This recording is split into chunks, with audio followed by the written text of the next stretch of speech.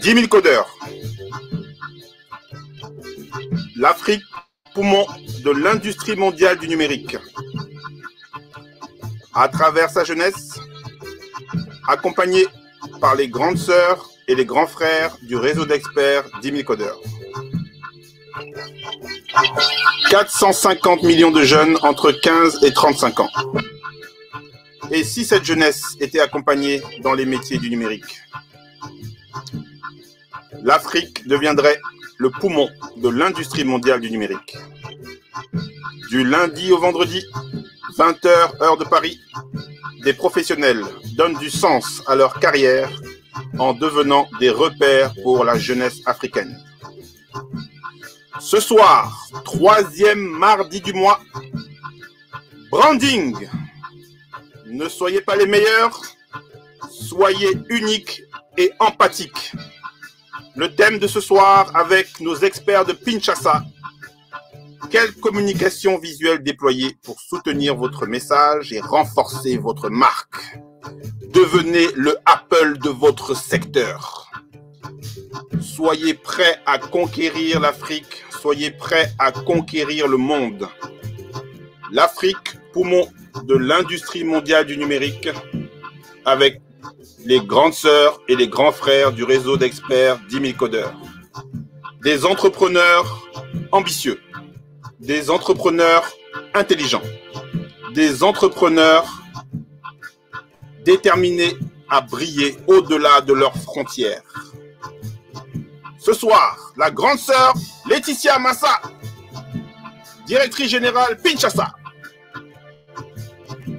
Le grand frère Maxime Dereux, directeur administratif et financier Kinshasa. La grande famille Kinshasa, les experts de Kinshasa.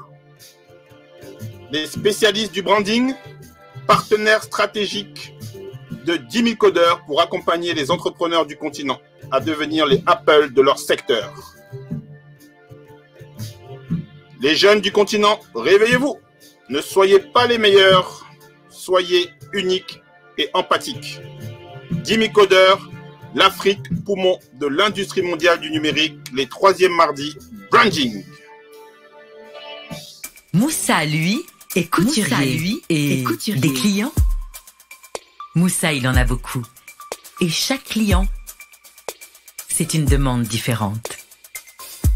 Pour se souvenir de tout, Moussa a enfin trouvé la solution. HappyWorks, un programme pour chaque client.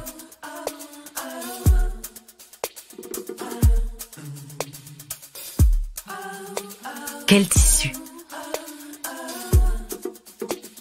Quel modèle? Moussa retrouve les informations de chaque commande dans un programme dédié. Sa date de rendu, des alertes pour ses rendez-vous, l'avance, ce qui reste à payer. Grâce aux enregistrements audio HappyWorks, Moussa se souvient des moindres détails des désirs du client. Avec HappyWorks, ses clients sont satisfaits et son organisation est mieux que jamais. HappyWorks, c'est aussi son album. Maintenant, Moussa présente facilement ses modèles aux clients. Ils like. Moussa, qui connaît mieux leur goût, leur fait de meilleures propositions. HappyWorks, gagnez du temps, soyez plus efficace et rendez vos clients heureux. Bienvenue dans HappyWorks.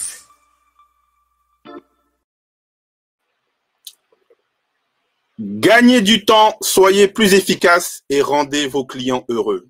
Voilà le message que nous aimerions bien donner à tous les entrepreneurs du continent africain, tous ces jeunes qui créent un business, qui veulent atteindre leur cible, qui veulent devenir riches et qui veulent satisfaire des clients, répondre à un besoin.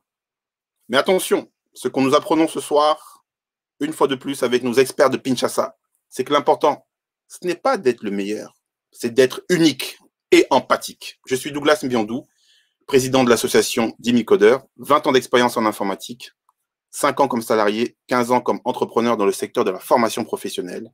J'ai choisi de devenir un repère pour la jeunesse africaine. 10 000 codeurs, depuis janvier 2021, c'est un webinaire quotidien, c'est 20 communautés, c'est 200 experts qui, comme moi, veulent donner du sens à leur carrière en devenant des repères pour la jeunesse africaine. Des experts qui se sont dit qu'ils ne veulent plus voir des images comme celle-ci. Des jeunes abandonnés, livrés à eux-mêmes, qui choisissent l'exil. 200 professionnels qui ont plutôt choisi de montrer ça.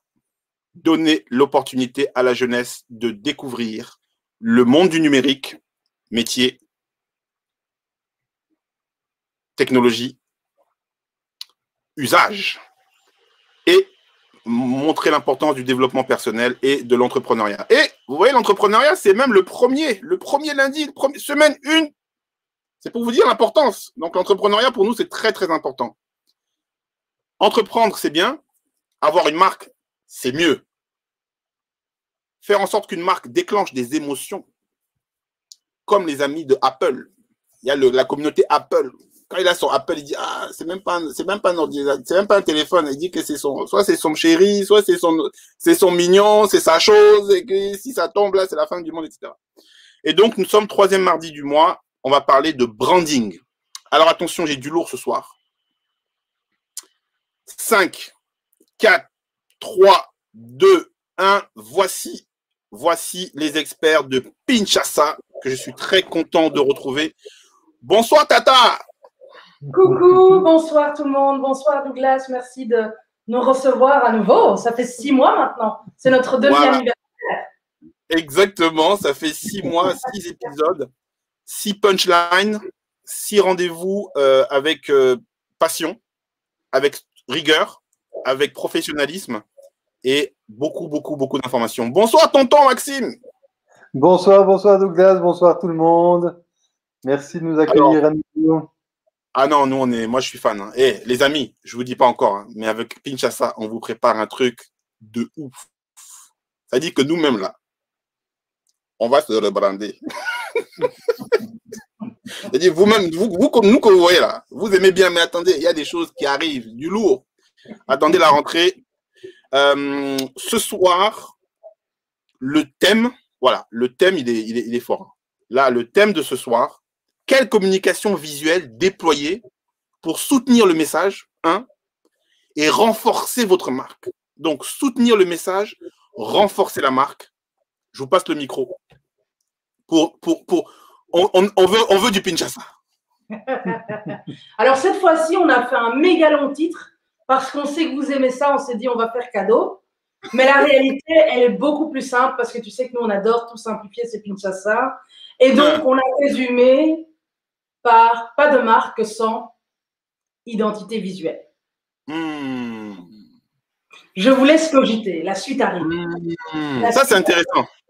La suite pas arrive. De marque sans identité visuelle. Ça me rappelle le pas de marque sans logo. Exactement. Et aujourd'hui, on va beaucoup plus loin. On va simplement beaucoup plus loin. Et vous le découvrirez dans quelques instants. Le titre de base a un sérieux rapport avec ce qu'on va vous expliquer maintenant, mais on ne veut absolument pas que vous vous trompiez entre communication visuelle et identité visuelle. Donc, on remet déjà l'église au centre du village et on va poursuivre. Alors, exceptionnellement, parce qu'on ne l'a jamais fait, je remarquais avec Maxime qu'on n'avait jamais pris le temps d'expliquer c'était quoi Pinchasa. Ça, c'est même vrai. Tellement c'est succulent. Nous-mêmes, on veut les choses vraies. Mais il faut pas être ingrat. L'ingratitude, c'est pas vous laisser. C'est ça. Les gens vraiment nous voient comme des ovnis, ils ne comprennent pas. Ceux qui nous connaissent d'abord, ceux qui nous découvrent, ils ne comprennent pas d'où on vient, qu'est-ce qu'on fait, qu'est-ce qu'on veut. Voilà. Si ce n'est qu'on veut les aider. Effectivement, on veut les aider, mais on fait plus que ça. Pinchasa, c'est ce qu'on appelle une BX Design Agency. Alors, BX, ça a l'air d'être un gros mot, mais ce n'est pas le cas. BX, ça signifie Brand Experience. Apparemment, on a perdu Douglas. Non, non, je suis là, mais je me mets derrière comme ça pour vous mettre, vraiment, c'est-à-dire que pour vous mettre vraiment au diapason, parce que vous méritez, donc je m'efface un peu et puis je regarde. Alors, BX, ça veut dire quoi? Ça veut dire Brand Experience. En français, expérience de marque. Design, ça signifie conception. Et agency, je pense que vous connaissez, agence. Donc, Pinchasa, c'est quoi? C'est une agence de conception d'expérience de marque. C'est un peu barbare, mais pour vous dire les choses un peu plus simplement, ce que nous faisons, c'est aider les entreprises et les institutions, comme dit le codeur, à faire quoi? À concevoir une expérience de marque qui soit d'une part unique et d'autre part enchanteresse. Retenez bien le mot BX parce que clairement, dans la prochaine décennie, les entreprises qui n'auront pas ça seront probablement mortes. Alors, pourquoi est-ce que nous aidons les entreprises à concevoir une expérience de marque unique et enchanteresse? En gros, pourquoi est-ce que nous faisons du branding? Parce que grâce au branding, on parvient à avoir 5 choses. Donc, les entreprises qui font vraiment bien leur branding, donc leur expérience de marque, qu'est-ce qu'elles font? Elles acquièrent plus de clients qui leur coûtent moins cher, qui sont en plus ravis de payer leurs produits plus cher. Douglas a donné l'exemple des fans de Apple, des clients Apple. Ça, c'est un exemple clair. Mais en plus, qui achètent plus souvent et qui achètent plus longtemps. En d'autres termes, si vraiment vous voulez ces 5 avantages, vous ne pouvez pas passer par 4000 chemins. Il faut venir faire de votre marque d'abord et votre expérience de marque. Alors, comment est-ce que nous faisons ça? Et là, nous retournons en terrain connu pour ceux qui ont l'habitude des webinaires de Pinchasa. Vous savez qu'il y a un framework spécifique que nous avons conçu chez Pinchasa pour aider toute entreprise ou tout porteur de projet à partir du moment où il a une bonne idée à savoir le chemin par lequel il peut devenir le Apple de son secteur.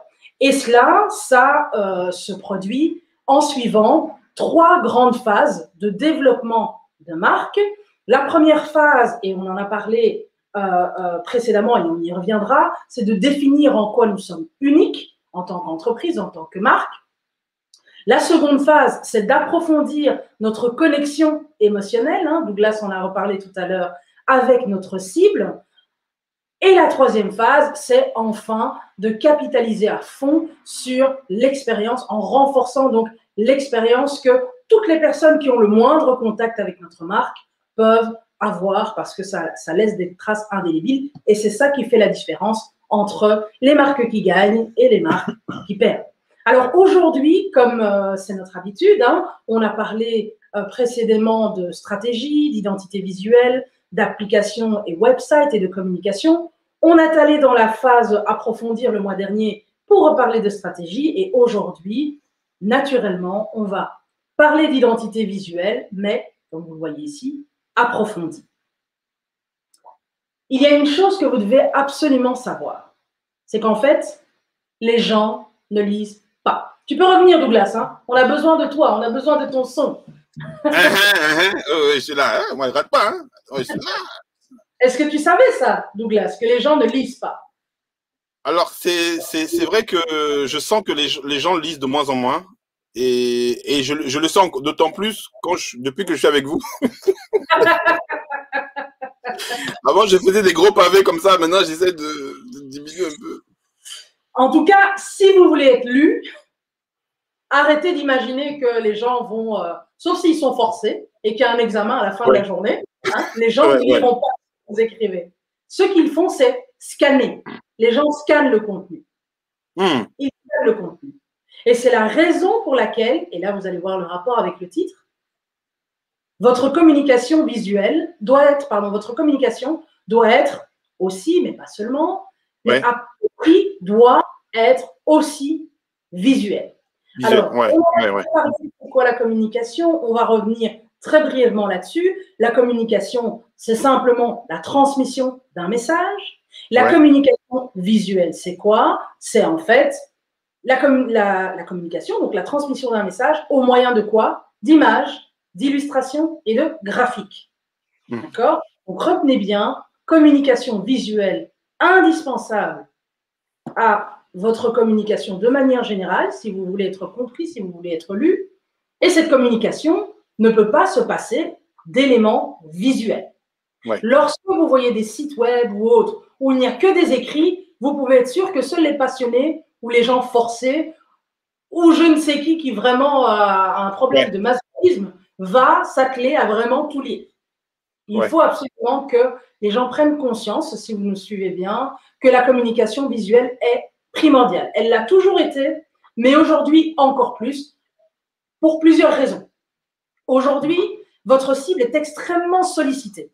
Et donc, si vous manquez de faire de la communication visuelle, ou si vous la faites mal, vous manquez simplement votre cible. La cible. Et Maxime, je te rendrai la parole. Ah, mais avec plaisir. Donc, comme l'a dit Laetitia, votre audience, votre cible à l'heure actuelle, elle est extrêmement sollicitée. Elle est extrêmement sollicitée partout, tout le temps. Alors, pour ceux qui sont sur Instagram, par exemple, Instagram a développé ce qu'on appelle le scroll infini. Ça veut dire que sur Instagram, si vous voulez descendre, vous pouvez descendre toute votre vie, il y aura toujours des choses à regarder. Toujours, toujours. C'est infini. Et donc, bon, on est au milieu de scientifiques et de gens qui sont dans les technologies. Donc, l'infini, vous voyez ce que c'est long. Oui. Hein, c'est très, très long. Et donc, si vous ne captez pas, si vous ne parvenez pas à attirer l'attention et que votre contenu ne tape pas dans l'œil, bref, il y a une infinité d'autres possibilités de contenu que votre cible peut consommer. Ça, c'est juste pour les réseaux sociaux. Après, sur l'Internet, en 2020, apparemment, on a passé le cap des 6 milliards de pages Internet référencées. Donc, votre site, là, pareil, la concurrence est vraiment très, très grande, vu qu'il y a des sites sur tout, pour tout, partout. Et là, si on sort du digital, c'est encore pire.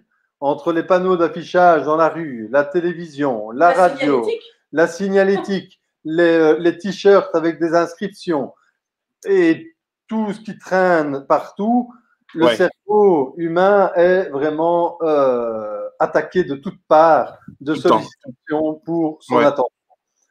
Et donc, ce qu'on va essayer de vous expliquer un petit peu aujourd'hui, c'est comment vous pouvez établir un cycle de communication dans le cadre de votre business, parce que bon, on est bien d'accord que ici on ne parle pas de la communication scolaire ou des choses comme ça. Non, on est dans du business.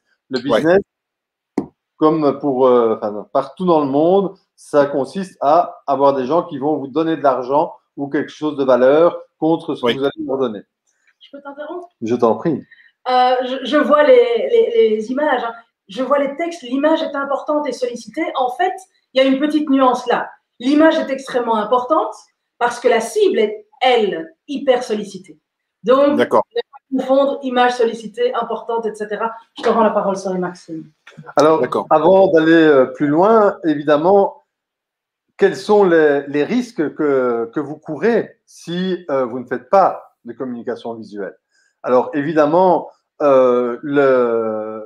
beaucoup de gens savent lire maintenant, donc le texte, il y a toujours moyen de véhiculer évidemment une information avec du texte, mais bon, Laetitia en a parlé en termes peu révérencieux comme des masochistes, ces gens qui aiment lire.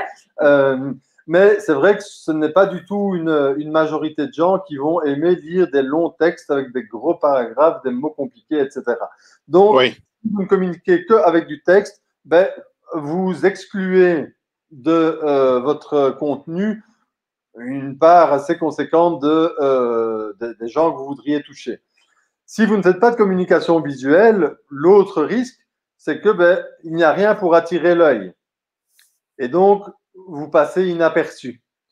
Si vous mettez trop d'informations, encore une fois, qui n'est pas organisée visuellement, parce que on ne va pas aborder tous les aspects, mais agencer un texte de manière aérée et jouer sur la taille et les couleurs des mots, c'est aussi de la communication visuelle.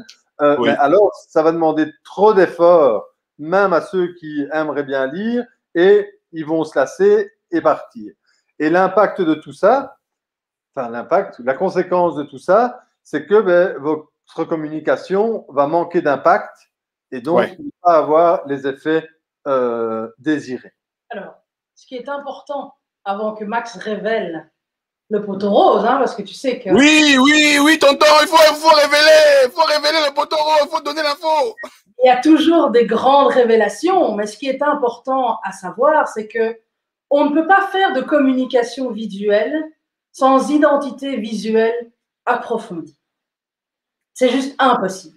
Alors, c'est quoi une identité visuelle approfondie? C'est une identité visuelle qui ne se limite pas au logo, à l'icône, aux 3 couleurs, même si c'est important, qui ne se limite pas aux 3 polices de caractère, même si c'est très important, et qui va en fait beaucoup plus loin. Je ne vous révèle pas tout ça tout de suite, puisque chaque aspect de cette identité visuelle approfondie correspond à un objectif particulier de la communication visuelle que Maxime va révéler dans un instant. Mais il est très important de retenir que avoir une identité visuelle, ce n'est pas juste avoir un logo, 3 couleurs et 3 polices de caractères, ainsi que quelques formes caractéristiques, parce que une fois que la communication d'une marque se complexifie, et là je ne peux pas vous en dire plus encore parce que ça arrive, eh bien vous risquez d'être fort démunis avec simplement votre logo, vos 3 couleurs et vos quelques formes caractéristiques. Est-ce que je me trompe, Maxime? Pas du tout, Laetitia. Donc, il est primordial, puisque Maxime est d'accord avec moi, d'approfondir cette identité visuelle. On leur dit comment, Max? Allez. Bon. Ils ne sont pas venus pour rien. Alors déjà, on vous dresse le drapeau. On ne va pas vous faire autant languir que les dernières fois. On a essayé de limiter ça à 3 éléments, mais 3 gros éléments. 3 éléments qui dépendent les uns des autres et qui tous, ensemble et uniquement ensemble, vous permettront, grâce à votre communication, de faire ce que vous voulez tous. C'est conserver votre audience. Avant d'avoir des clients, il faut avoir une audience. Il faut avoir une audience. Donc, pas de communication visuelle, laissez tomber les clients. Je te laisse, Max. Et donc, comme vous le voyez, ce cycle de communication ici va être en 3 parties. Encore une fois, je remets bien le cadre. On est dans un cycle de communication business. S'il y a des spécialistes en communication ou des professeurs de français qu'ils me pardonnent, on ne va pas aller aussi loin ici que ce qu'on irait dans un cours de spécialistes du sujet. Mais donc, de linguistique, exactement. Ici, le premier aspect, comme on l'a déjà un petit peu dit, ça va être de capter l'attention. Alors, pour capter l'attention, il faut d'abord être présent. Pour ceux qui ont déjà un petit peu entendu parler de ça, on parle de 7 ou 12 expositions à votre marque pour que les gens qui l'ont vu l'aient en tête quand ils pensent à ce que vous offrez. Donc, la répétition est indispensable. Et donc, être présent partout où votre cible se trouve et où vous pouvez avoir son attention. Ça, c'est vraiment la règle générale. Ça, c'est la règle très générale. Ensuite, évidemment, si vous voulez construire une marque et que ça établisse une connexion, il faut être présent, mais il faut aussi être reconnaissable. Il faut être reconnaissable. Le basique, on va dire, c'est comme Laetitia l'a dit, un logo, des couleurs, des polices, et si vous avez fait le travail de manière complète, des formes caractéristiques qui vont vous permettre d'évoquer votre marque sans devoir placarder votre logo partout. Mais si vous commencez à communiquer vraiment très régulièrement et à être vraiment très présent, 3 couleurs et un logo, ça devient vite un petit peu étroit. Et donc, si vous vous en contentez, ce qui se passe, c'est que vous allez provoquer une certaine lassitude qui fait que les gens n'auront peut-être plus autant envie de vous voir. Et donc, on revient à ce que je disais plus tôt, de passer inaperçu ou d'être zappé et en tout cas de ne pas avoir l'impact désiré. Et donc, ça, c'est pour notre la première partie du cycle de communication. Et dans cette partie-là, je t'interromps. Vas-y. Il y a quand même des ingrédients d'identité visuelle approfondie dont tu voulais parler. Tout à fait. Oui. Donc, comment est-ce qu'on va capter l'attention? En se différenciant. Et on va pouvoir se différencier par deux grands aspects qu'on va vous amener ici. Très bien. Donc, ça, c'est évidemment, vous vous en doutez,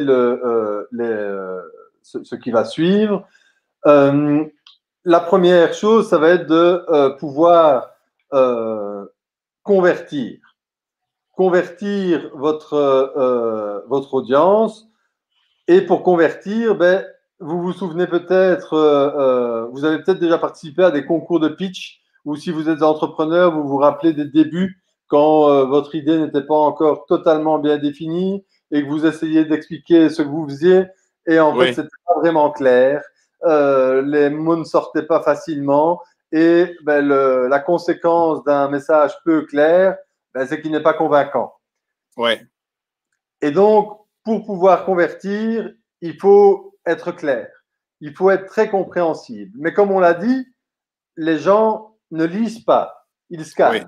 Donc, même si vous faites des jolies phrases, parfait grammaticalement, vous avez bien choisi les mots, ça ne va pas fonctionner auprès du plus grand nombre vu qu'il y a cette barrière de la lecture.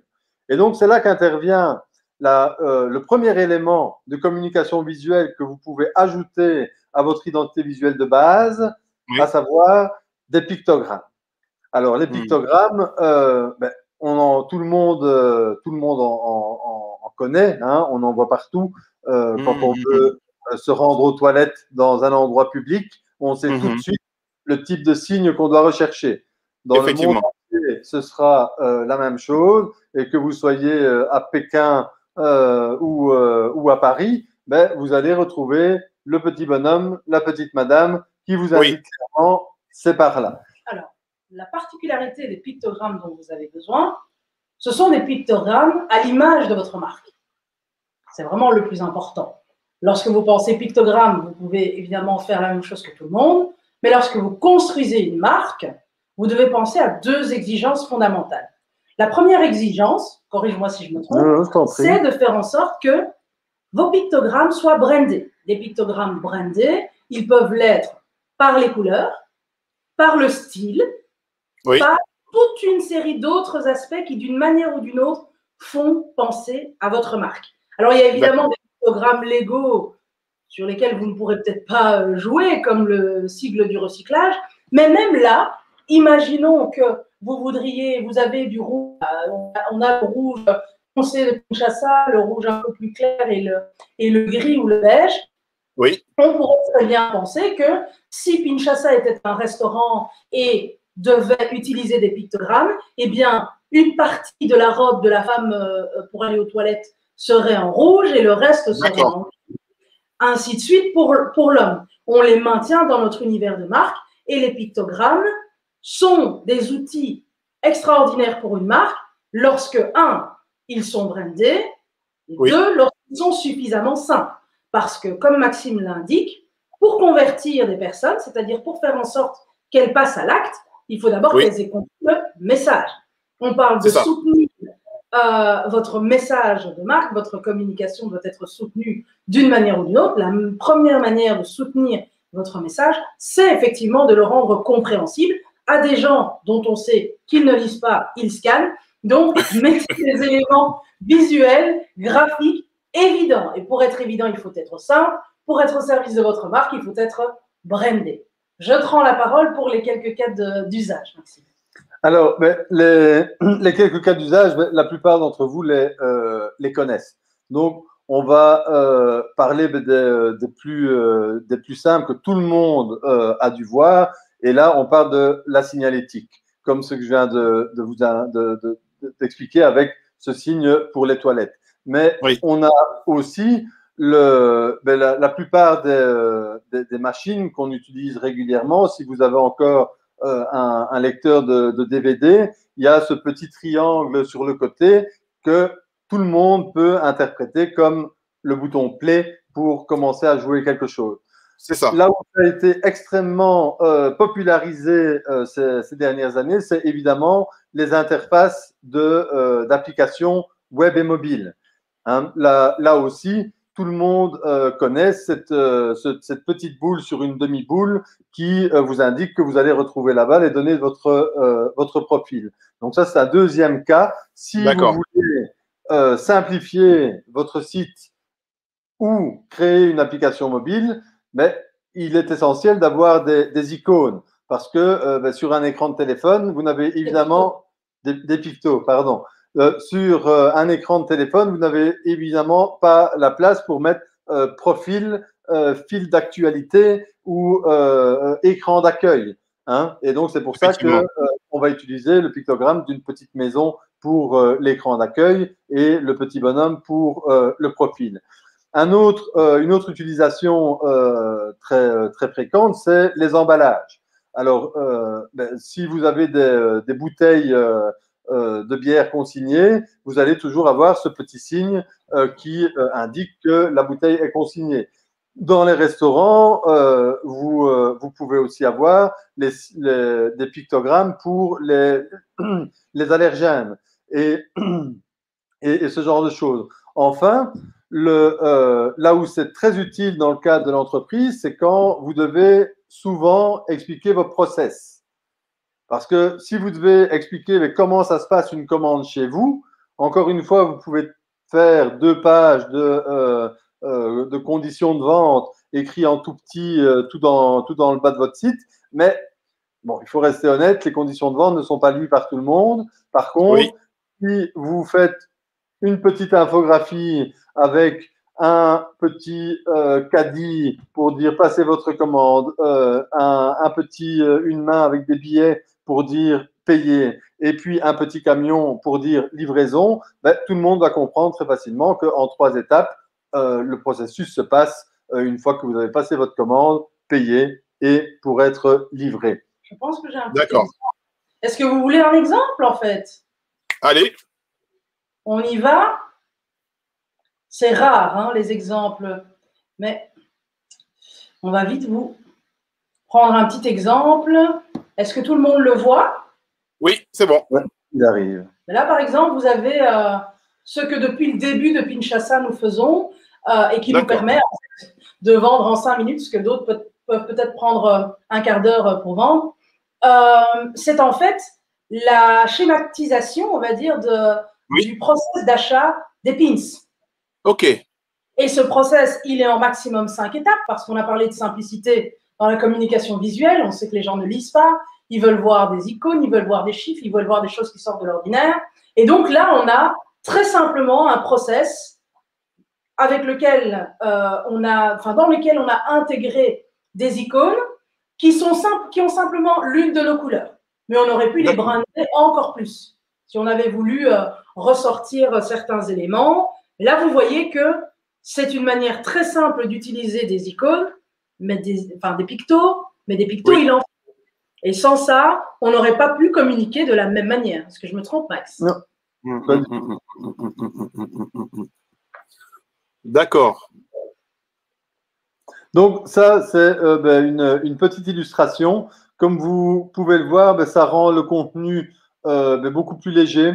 Le fait de réfléchir visuellement aussi vous amène après à simplifier votre message, parce que si vous mettez ça en parallèle avec un petit peu de texte, évidemment, parce qu'il en faut quand même un petit peu, mais comme vous l'avez vu sur le visuel que Laetitia vous a montré, le texte est réduit à sa plus simple expression. Lire chaque petite phrase ne demande pratiquement aucun effort. En moins d'une seconde, c'est scanné, on a l'information. Et donc, ça sont c'est la manière dont vous allez pouvoir convertir. Parce que, souvenons-nous, le communiquer, ben, c'est pas ça qui est difficile. Hein. Ouais. Tout le monde peut s'exprimer et dire ce qu'il a envie, mais communiquer avec un impact, ça, c'est beaucoup plus difficile. Le message, si on devait réagir à tout ce qu'on voit et agir à chaque fois qu'on est sollicité sur Internet, bon, je ne sais pas à quoi ressemblerait le monde, mais ça irait sans doute dans tous les sens. Et donc, la communication visuelle avec des pictogrammes va vous permettre d'avoir beaucoup plus d'impact en réduisant drastiquement l'effort demandé à votre cible pour comprendre votre message. Et donc, je comprends bien qu'en fait, pour convertir, votre communication visuelle doit absolument tout faire pour lutter contre la confusion. Toute confusion possible doit être bannie. Ok ? Donc ça, c'est la première des choses.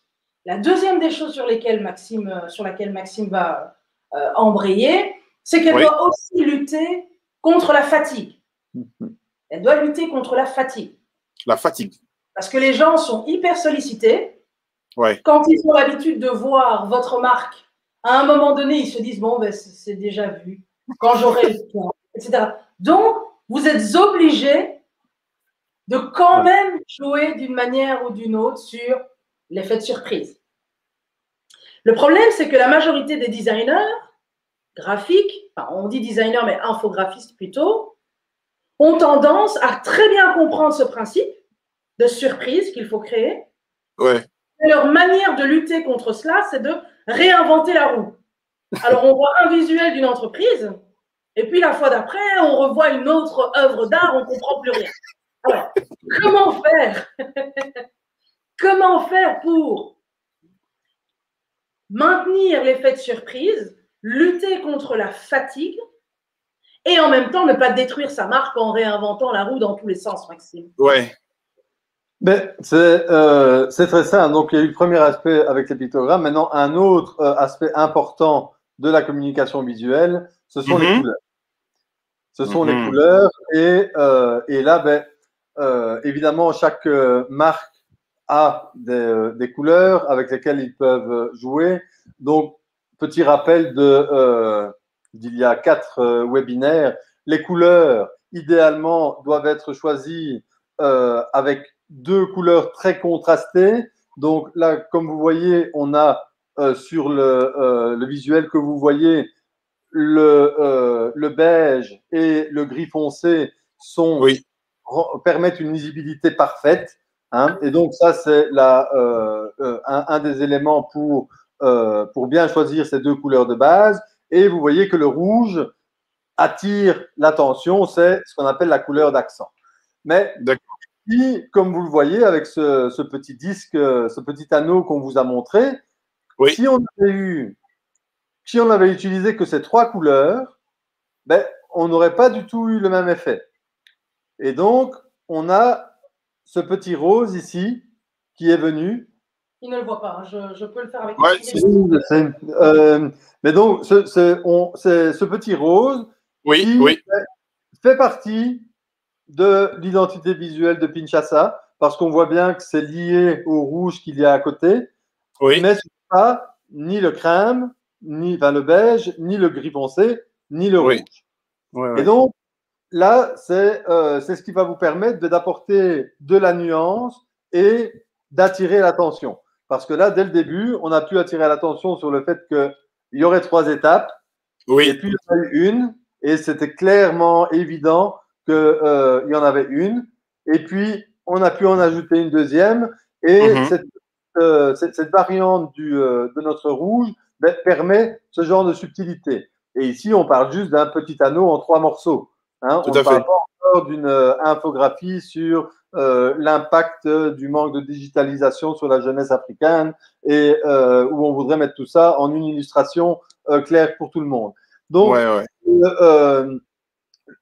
l'autre manière de lutter contre cette fatigue et la perte d'attention est ce qu'on appelle en fait la monotonie chromatique. hein, où à force de toujours voir la même chose, on se lasse. Alors, dans quel cas est-ce qu'on va avoir besoin de ça? Ben, quand la communication se complexifie, quand on veut vraiment pouvoir attirer l'attention sur certaines choses et en laisser d'autres un peu plus en retrait. Et ça, ben, par exemple, pour faire votre site Internet, c'est très important aussi.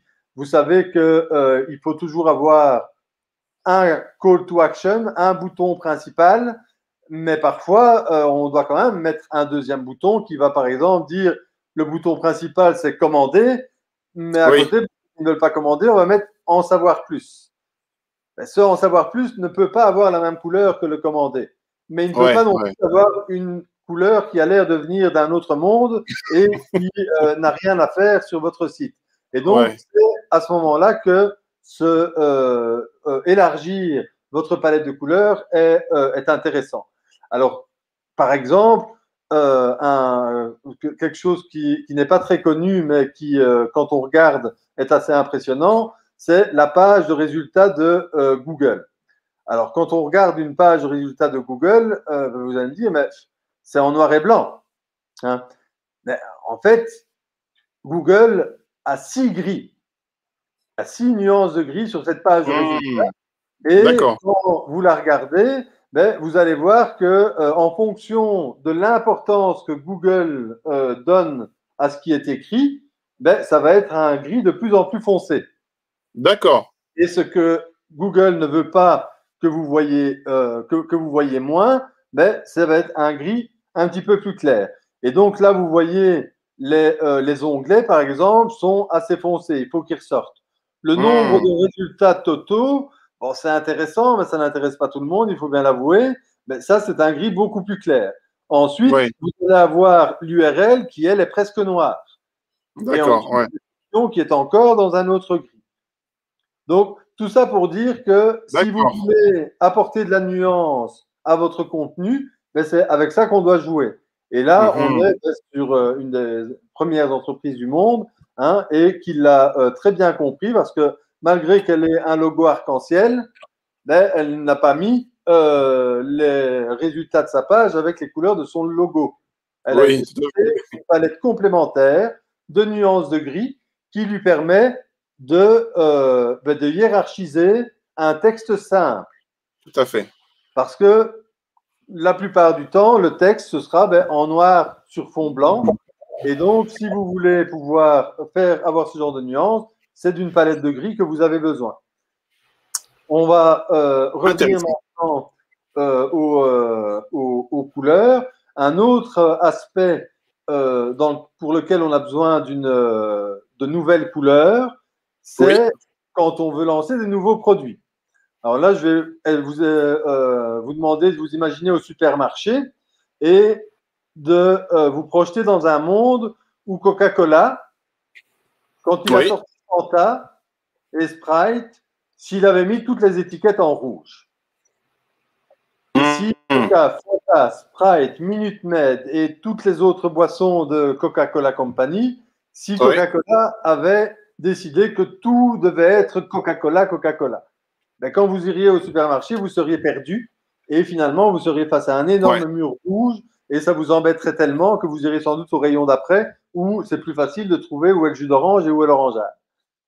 Et donc ça, quand on veut élargir ces gammes de produits et qu'on veut donner une identité propre à chacun des produits, ben, c'est là qu'on va avoir besoin de palettes complémentaires. Alors idéalement, il ne faudra pas que ces palettes complémentaires soient trop éloignées de la vôtre, sauf si vous voulez marquer une différence radicale. Par exemple, on va prendre le cas des bouteilles de bière. Hein, bon, au début, il faut bien avouer que c'est surtout les hommes qui buvaient de la bière.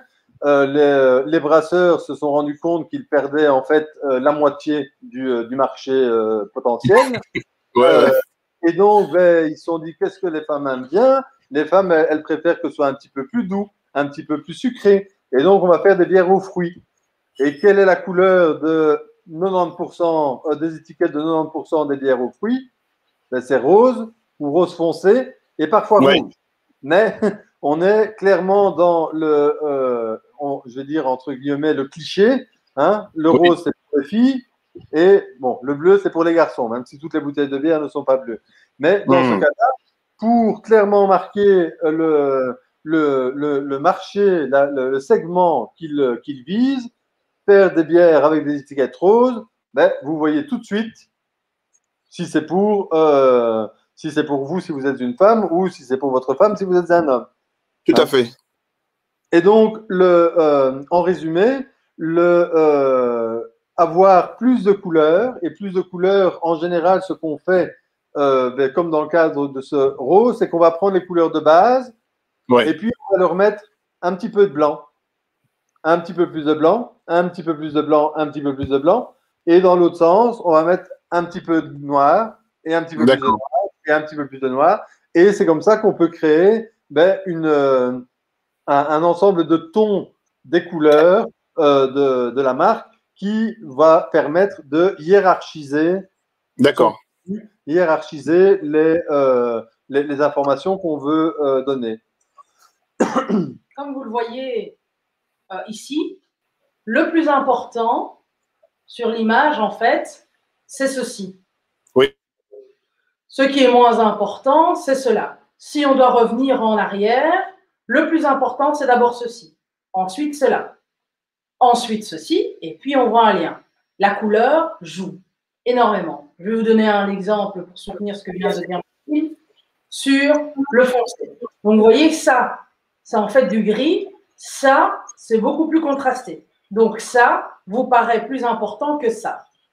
Oui. Évidemment, les détails, etc. Mais en termes de couleur, c'est de ça qu'il s'agit. Ceci est là, mais ceci, vous voyez très bien que le plus important étant très contrasté, le moins important est entre deux. Toutes ces couleurs font partie d'une palette beaucoup plus étendue de Pinchasa, et c'est un ensemble de couleurs beaucoup plus étendu qui vous permet à vous de mieux comprendre la hiérarchie des informations qu'on vous présente, et aussi à ne pas être fatigué de ce qu'on vous montre. Donc, ça, c'est quelque chose qui vous informe sur le fait qu'il y a quelque chose qui arrive, puisque vous savez tous que notre vraie couleur, c'est le rouge foncé.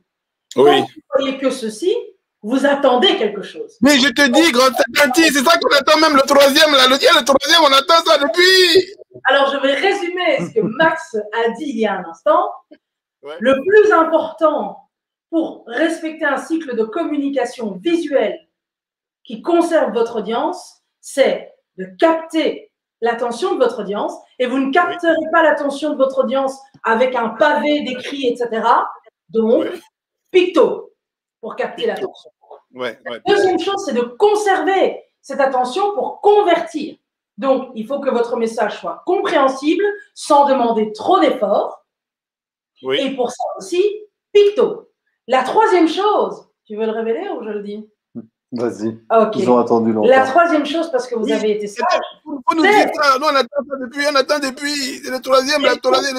Et pourtant, Max l'a dit subrepticement, une fois que vous avez converti, que vous avez vos clients ou que vous avez votre audience d'habitués, qui a l'habitude de voir toutes vos publications, etc., il faut quand même les faire surprise, sinon elle va scroller, sinon elle va zapper, elle se dira « Ah, mais j'ai déjà vu ». Et en fait, ce que vous devez faire à ce moment-là, c'est renouveler l'attention.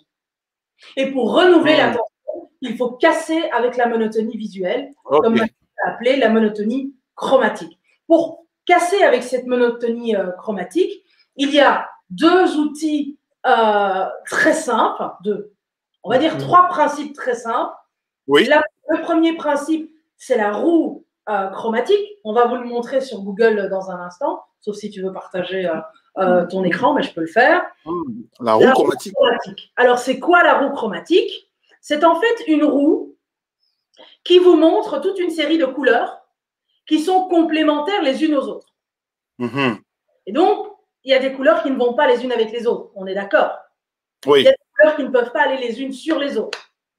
Le fait d'élargir votre palette ne doit pas donner lieu à des couleurs qui n'ont rien à voir avec vos couleurs essentielles, donc vos couleurs principales. Et ça, c'est extrêmement important d'en tenir compte. La roue chromatique, alors je vais vous la partager, sauf si tu l'as trouvée, Maxime. Non, vas-y. Non? Alors, la roue chromatique. Hop, hop, hop. Ah, on découvre toujours des nouveaux mots avec Pinchasa. La roue chromatique. Ça dit quoi? On aime bien les barbaries de ce type. La roue chromatique. Non, la Non, particularité, c'est que la précision est vraiment très importante en branding. Et donc parfois, on peut pas se passer de dire les choses et de les appeler par leur nom. Non, c'est important, c'est important. Et donc, moi, j'ai noté les 3 là. Voilà, attirer l'attention. Il y a convertir. Ça, c'est 2, convertir. Ouais. Et puis 3, il faut renouveler l'attention. Renouveler l'attention, ouais. Renouveler l'attention.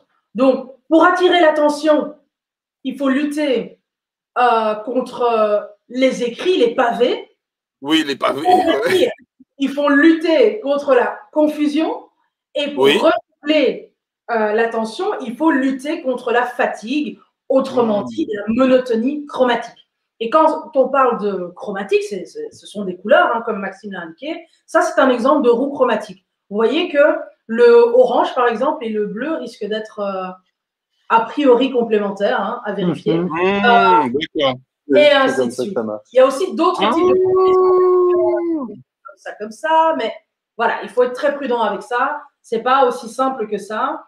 Mais vous avez donc un cercle chromatique. Si vous voulez une version simplifiée, vous avez ceci. Vous voyez, le jaune va typiquement très bien avec le bleu. Ça, donc, ça veut dire quoi? Ça veut dire quoi? Ça veut dire que si tu as l'habitude de mettre du jaune, si tu veux casser, tu casses avec du bleu. Voilà. Ou par exemple, si ton logo, c'était typiquement le jaune et le orange. Oui. Imaginons. Oui. Ça ne devrait pas, hein, si on suit les préceptes de Pinchasa. Mais... Ah non, on va dire alors que si on suit les préceptes de Pinchasa, ton logo, c'était du jaune et du bleu. Oui. Et qu'à un moment donné, tu veux casser la monotonie chromatique. Soit tu vas aller chercher du vert, soit tu vas aller chercher de l'orange. L'orange peut aller avec le bleu, par exemple, et peut être plus ou moins proche du jaune. Le vert et peut aussi aller avec le jaune. Donc, ce sont des couleurs qu'on peut considérer comme complémentaires. D'accord. Comme alliés. Et donc, c'est ça. Donc, il y a la roue chromatique, mais il y a aussi le contraste dont Maxime a parlé tout à l'heure et que j'ai exemplifié sur les images noires, là. Les images avec BX. BX, etc. Moins c'est contrasté, moins c'est important. Plus c'est contrasté, plus c'est important. Donc, le contraste permet de sortir de cette monotonie parfois, mais surtout la hiérarchie visuelle. La hiérarchie visuelle permet, en fait, comme le BX, hein, qui n'était pas la même chose que la petite explication, permet vraiment d'apporter l'attention, de renouveler l'attention sur ce qui importe, etc., etc. Et donc, voilà, c'est une manière, on va dire, assez schématique de donner quelques petits trucs pour bien utiliser son identité visuelle, l'utiliser jusqu'au bout, ne pas se contenter d'un logo, parce qu'un logo, c'est très bien, c'est la base, mais ça ne suffit absolument pas, d'où notre expression, pas de marque sans identité visuelle, plutôt que simplement pas de marque sans logo. Logo, tout à fait. Tout à fait. Et bon, pour tous ceux qui viennent de lancer leur entreprise, rassurez-vous, hein, comme on l'a indiqué, vous n'êtes pas obligé de faire tout ça dès le premier jour, hein, vu que vous n'allez a priori pas faire une application à la Facebook dès le premier jour. Et dans un premier temps, il faut de toute façon asseoir votre identité de marque, votre identité visuelle de marque de base, on va dire. Donc, le logo, l'icône et vos couleurs et polices initiales. Et donc, tout cela n'intervient que quand votre communication se complexifie. Ou que vous augmentez vous ajoutez des gammes de produits, et donc ou que vous avez des communications vraiment récurrentes. Parce que, évidemment, une fois que vous allez créer vos pictogrammes, bon, ça va quand même demander un certain nombre de recherches et de travail pour faire des pictogrammes personnalisés à votre situation, qui soient compréhensibles en une seconde, comme celui des toilettes ou du caddie pour les les paniers de commandes e-commerce. Oui. Et donc, ça, c'est un travail que vous faites quand vous avez éprouvé votre communication normale. Hein, ça ne veut pas dire que vous ne devez pas communiquer visuellement. Hein, avec vos polices couleurs, vous pouvez déjà faire beaucoup de choses avec la taille, avec la taille et les couleurs, simplement. Et c'est comme ça qu'il faut commencer parce qu'il faut d'abord maîtriser cette base avant de commencer à se lancer dans finalement d'éléments à gérer. Oui, tout à fait. Et c'est pour ça que je rappelle, et c'est pour ça que je suis revenu sur ce visuel, qu'on en est à la deuxième phase de développement de marque. Hein. Et quand on en est à la deuxième phase, approfondir, c'est que tout le reste est déjà fait et est bien fait. Mais qu'on veut continuer à monter en puissance et qu'on garde notre objectif de devenir le Apple de notre secteur. Et donc, c'est dans cette mesure-là que, arrivé à un certain moment, ben, il faut élargir la palette, ajouter des pictos et faire ça bien. Waouh! Non, quoi, non. Les jeunes, vous voyez, nous c'est Pinchasa. Hein. Faut pas que les gens vous dérangent. Faut pas chercher le bruit. Donc, les entrepreneurs qui nous suivent ou les futurs entrepreneurs, regardez, voilà, vous voyez, vous avez des professionnels du branding. Donc, merci pour la présentation. J'ai beaucoup aimé la présentation de Pinchasa avec le BX. Donc, ce que vous dites, en fait, parce que dernièrement, on entendait UX. Il y a le UX et puis maintenant, il y a le BX. C'est-à-dire que il faut que les entreprises fassent un travail de branding. Voilà, il faut que les entreprises fassent un travail de branding. La différence entre UX et BX, et on va sans doute en reparler prochainement, mais si les auditeurs veulent savoir, vu que tu viens de dire des gros mots là. Oui, c'est un gros mot, vraiment. Dans BX, c'est vraiment le terme générique pour inclure le CX, donc Customer Experience, expérience client. Oui. Et ça, c'est le whole journey, donc tout le chemin du consommateur qui prend tous les points de contact avec la marque. Le UX, c'est pas uniquement le UX sur Internet ou sur une application. C'est en fait l'expérience utilisateur à un seul point de contact. Donc, tu peux avoir un UX dans un magasin. Et donc, quand tu veux designer de l'UX, tu le fais pour le magasin physique, avec les mêmes méthodes ou presque que l'UX d'une application. Mais il y a aussi le EX, qui est l'expérience des employés, Employee Experience. Et donc, c'est 3 X, on va dire, sans vouloir faire pornographique ici, qui sont chapeautés par le BX. D'accord. CX, UX, EX, c'est le plus égale BX. Voilà. C'est ça. Non, mais et je dirais même, c'est pas un plus, c'est un fois.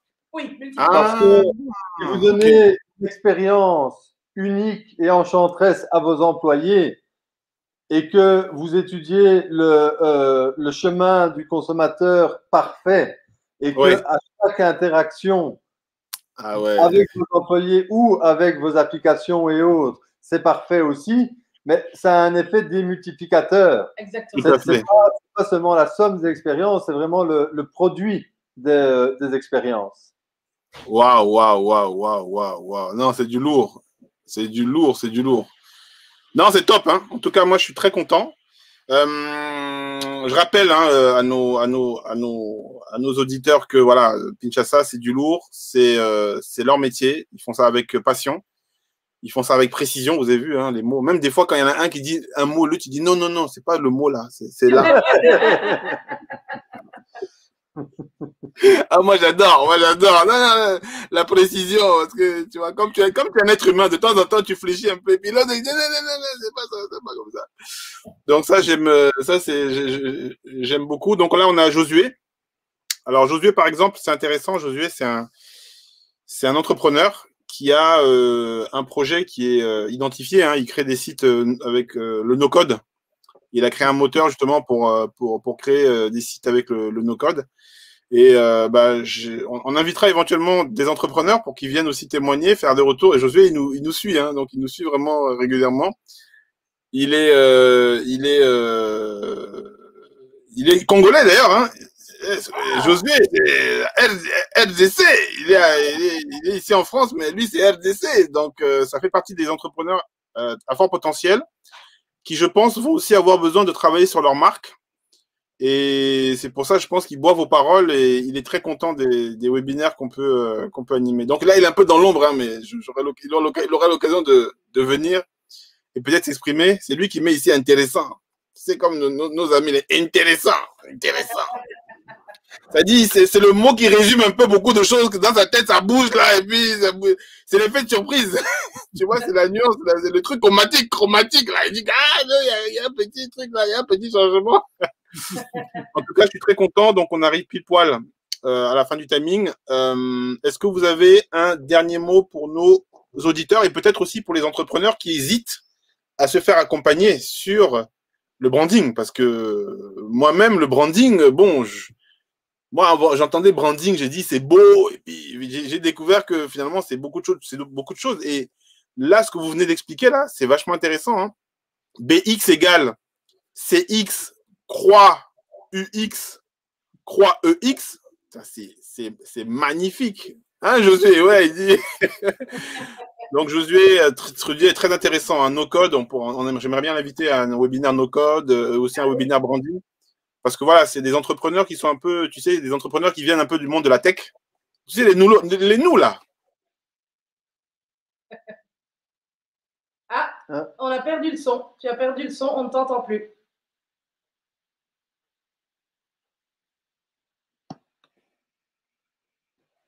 On n'entend plus. Tu es revenu. Oui, ce que j'ai dit que nous, les techniciens, là, tu sais, quand on vient dans le monde de la technique, on ne connaît pas vos affaires de EX, UX, BX. Tout ça, là, c'est compliqué. Même nous-mêmes, on a l'impression que ça ne sert à rien, même. En fait, ce qu'il y a, c'est quoi?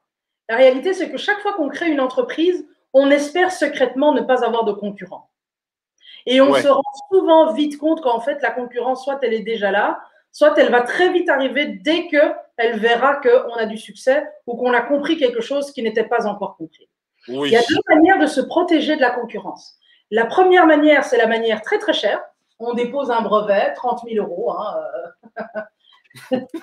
Ça, on peut faire. On doit généralement en déposer 10. Et puis, il y a la manière, on va dire, aux hackers. Ouais. Et la manière des hackers, c'est de créer justement de l'unicité, d'une autre manière, par l'expérience. Et l'expérience, c'est quelque chose qui est vraiment à portée de tous, de manière générale. Ce qu'il faut, c'est avoir les bons outils. Et pour accélérer cette compréhension de la construction d'une expérience de marque, il est nécessaire de se faire accompagner. Ou bien de passer 5-6 ans à essayer de comprendre, évidemment, le début. Oui, mais voilà, si je devais expliquer l'intérêt pour un jeune entrepreneur ou même une entreprise plus avancée dans son chemin, ce serait effectivement ça. Construire un avantage concurrentiel absolument phénoménal et beaucoup plus rentable que n'importe quel autre avantage concurrentiel parce qu'il n'y a rien à faire. Les entreprises qui survivent aujourd'hui et qui vivent et qui réussissent sont celles qui, beaucoup plus tôt que les autres, ont compris ce que je suis en train de dire maintenant. Et évidemment, si ça ne fait pas encore assez peur à notre jeunesse africaine, il faut qu'elle se rende compte que le monde est un village et que tout ce qu'on essaie d'inventer aujourd'hui en Afrique l'a déjà été dans d'autres contrées et que la seule chose que ces entrepreneurs du monde entier attendent, c'est d'obtenir le feu vert pour venir faire la même chose en Afrique et donc de rafler des marchés.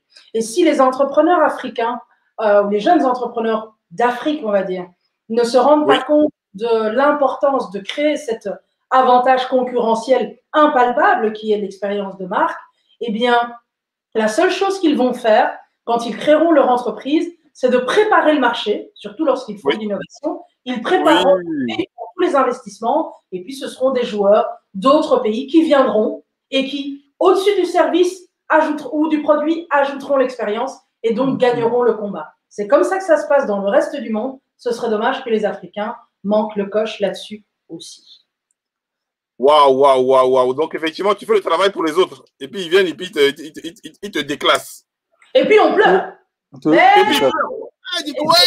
Après, tu dis, ils ont choisi le blanc, ou bien le blanc, il est arrivé, et puis bon, comme c'est le blanc, et puis on dit que, alors qu'en fait, non, il y a eu un travail, il y a eu un positionnement. Exactement.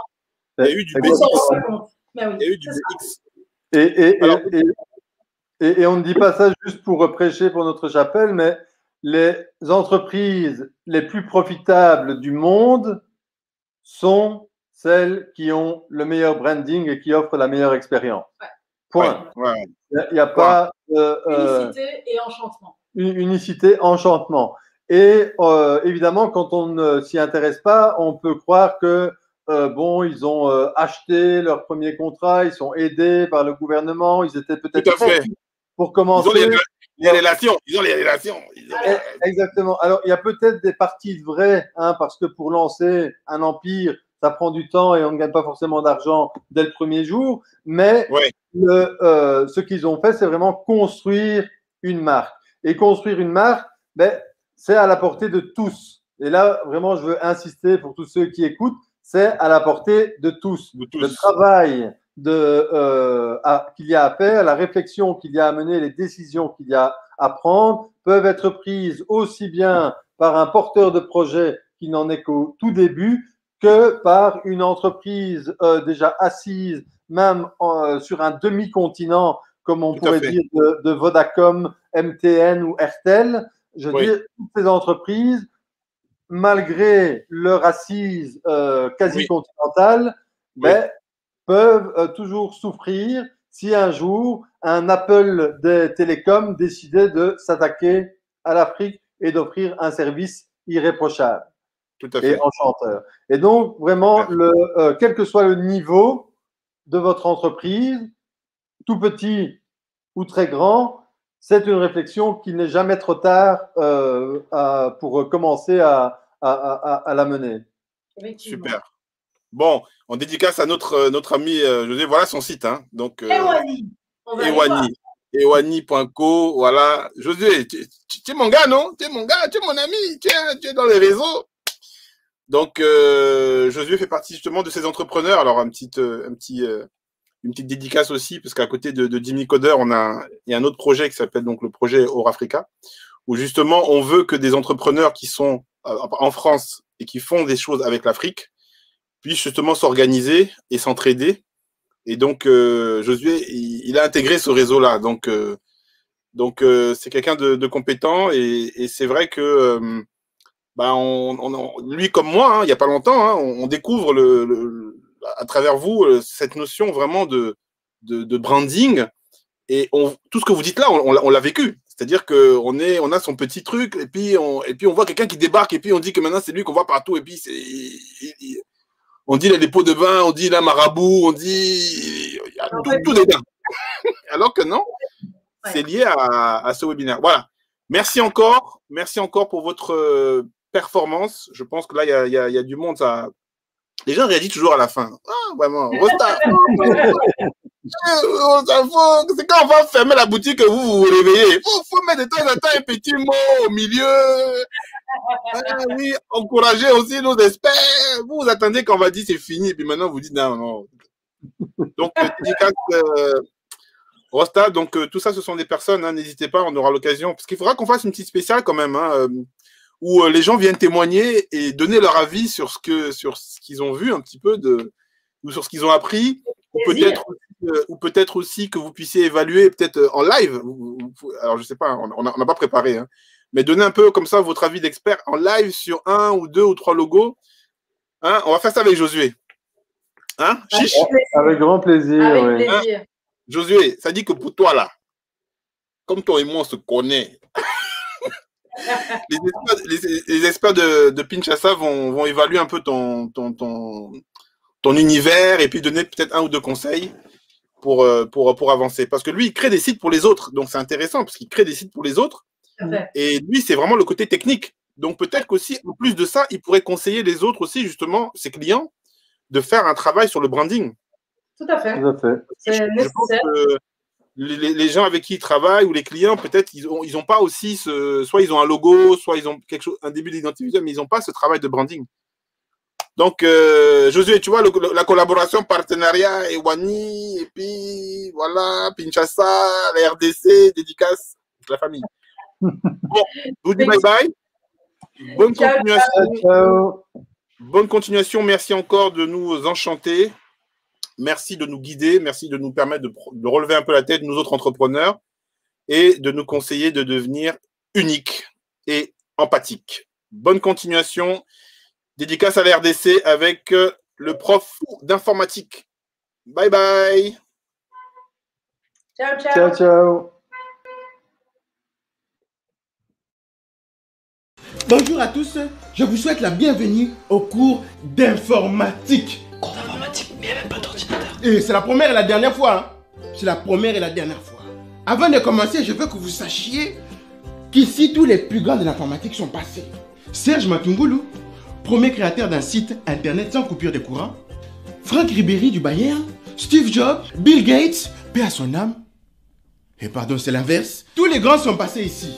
Ici, on ne blague pas avec l'informatique. Nous apprenons l'informatique sans ordinateur. Sans ordinateur. L'informatique est large. Et donc, qu'est-ce que nous allons apprendre ici en particulier? Mais c'est une question, non? Répondez! Bah, apprendre à créer un site avec le langage Java. Nous allons apprendre durant cette année les langages Java. Et comme vous le savez tous ici, le langage Java est une danse.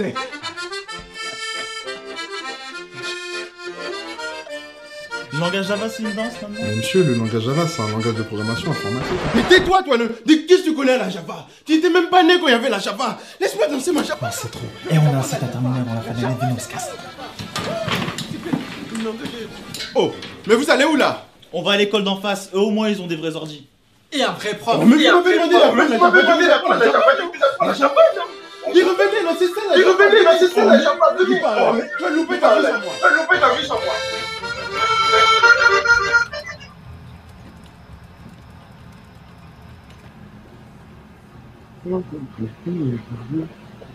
C'est donc ça la Java. Ah bon?